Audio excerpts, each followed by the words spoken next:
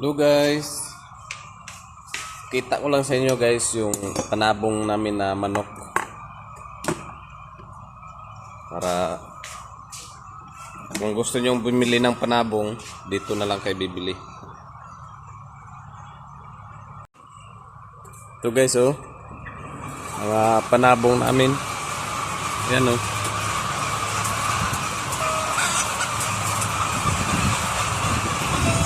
yan.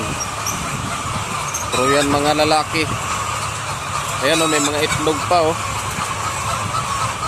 Ayan hanggang doon sa dulo.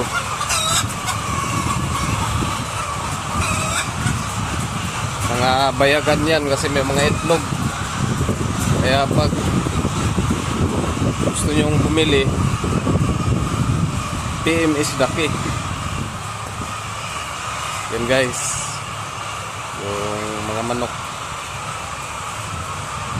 Ano yan, kapit na kapit sa kawali.